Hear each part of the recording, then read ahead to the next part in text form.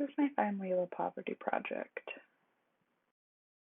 So here's a short summary of Find Layla by Meg Ellison. Layla is a 14-year-old girl who lives with her mother and her little brother Andy. Her mother neglects her responsibilities as a mother to keep her children safe. Layla takes care of her little brother and herself, even though she is only 14 years old. They live in an apartment with a broken front door and floors that are always wet and covered in mold. When a school science project asks Layla to film a biome, she decides to film her own. The video goes viral online, and Child Protective Services remove Andy from the home. However, they are not successful. Layla runs away, and the media starts the hashtag #FindLayla as the title. These were some of the points that I thought were important from reaching and teaching students in poverty. The 12 equity literacy principles for educators are listed on the screen. The ones that I thought were particularly important to Layla are in bold, which are number 1, people experiencing poverty are the experts on their own experiences, and number 7, test scores are an inadequate measure of equity. The next thing that I chose to cover from reaching and teaching students in poverty was the unlevel playing field of poverty, the 10 barriers or like things that would help people in poverty.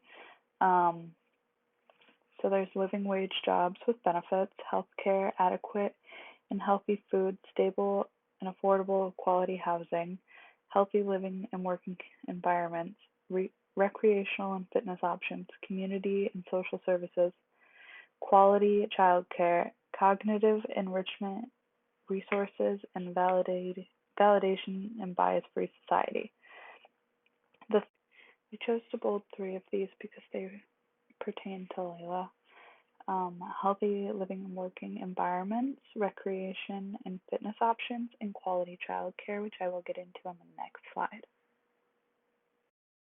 Finding the connections between Find Layla and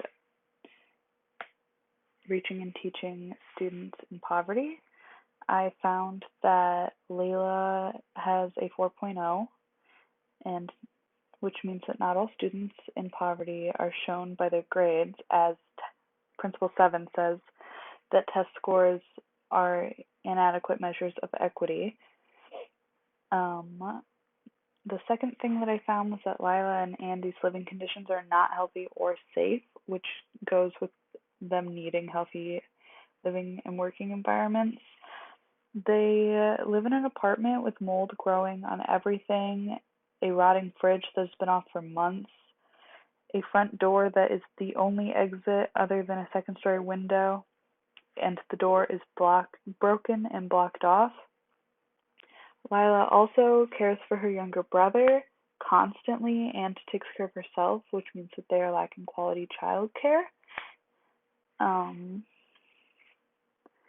And Layla likes to be the expert and or scientist. When people say that she is lying about her experience with her video, they are breaking principle 1 and not thinking about the fact that people experiencing poverty are the experts on their own experiences, which is a very important part. So I've decided to include an image that I made for one of our literature circles. This is Layla climbing over the air conditioner to get into her second-story apartment. You can see all of the mold around her apartment and her legs dangling over the side, showing that it's like a drop into the apartment. And you can't see most of the apartment. You can see like the moldy blinds and the wall, but that's about it because of how her mom lived with it so shut off to keep other people out. So you may be asking yourself, so what? So what can we learn? We can learn that every student is different and every situation is different. Poverty is not one size fits all. Not all the signs that a student and their family is struggling will show up, as seen with Layla and her family. While they showed some of the signs, Layla kept good grades and took the best care of her brother and herself that a 14-year-old could do.